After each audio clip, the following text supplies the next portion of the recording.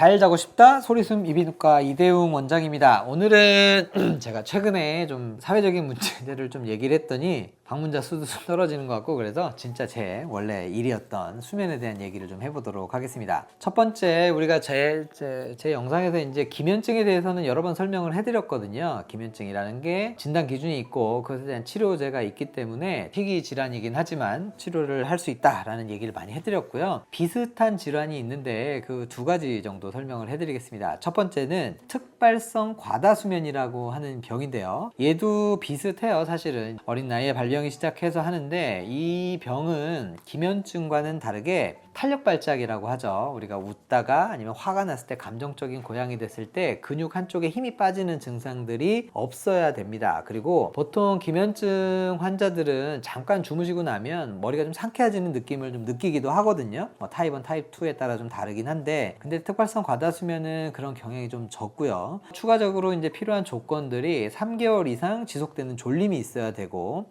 렘 수면이 그 다중 수면 잠복기 검사에서 나타나야 되거든요. 근데 보통은 렘 수면이 2번 이상 나타나야 기면증으로 진단을 하는데, 이 병은 2번 미만으로 나타나야 됩니다. 그리고 과다수면의 객관적인 지표들이 있을 거예요. 그러니까 잠을 많이 잔다는 지표는 뭐냐면 다음 중에 적어도 한 개가 있어야 되는데, 첫 번째는 여러 번에 걸친 수면 잠복기 검사에서 8분 이내에 잠을 자야 돼요. 그러니까 잠을 잘 수가 있어야 되겠죠. 두 번째는 토탈 슬립 타임이라고 하는 24시간 중에 잠자는 시간이 11시간이 넘어가야 됩니다. 이런 것들이 우리가 잠을 많이 잔다고 하는 객관적인 지표인데, 말씀드렸던 두 가지 중에 한 가지는 만족을 해야 우리가 과다 수면이 있다라고 얘기를 할 수가 있고요. 그리고 무엇보다 중요한 거는 우리가 숏슬리퍼가 아니어야 된다는 거예요. 잠을 워낙 안 자는 사람들 있잖아요. 하루에 3시간 반, 2시간 자고 일하셔야 되고 투잡을 뛰고, 이런 사람들은 당연히 과다수면, 하루에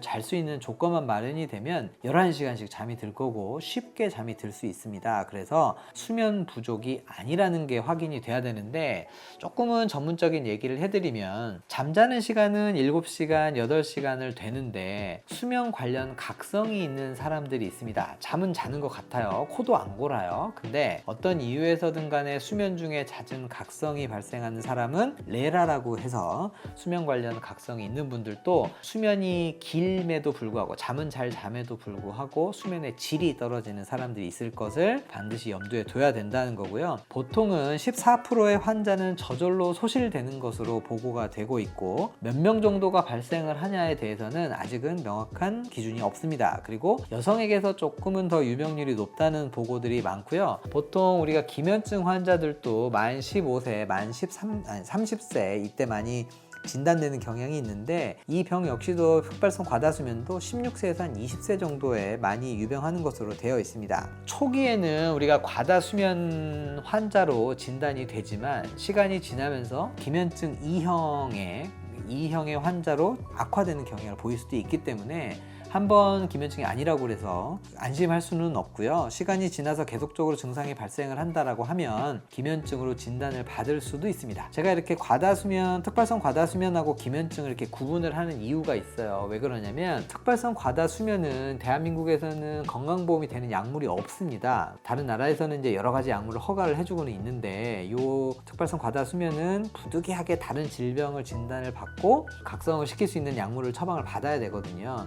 근데 이제 기면증은 우리가 여러 가지 약물을 처방을 할 수가 있기 때문에 혹시 기면증으로 진행할 수도 있다, 그리고 기면증으로 재진단이 될 수 있다라고 생각을 하시면 되고요. 그리고 우리가 타입 1인 기면증에서 나타나는 하이포크레틴의 감소는 당연히 이 특발성 과다수면에서는 관찰이 되지 않습니다. 이게 감별점이라고 보는 거고요. 한 가지 또 의심스러운 게 있죠. 어떤 게 의심스러우세요? 만성 피로 증후군이라고 하는 겁니다. 우리가 만성 피로한 사람들도 잠을 많이 자고 피곤함, 주간 증상들이 나타날 건데, 근데 여기서 이제 구분할 수 있는 거는 뭐냐면, 특발성 과다수면 환자들은 자는 거예요.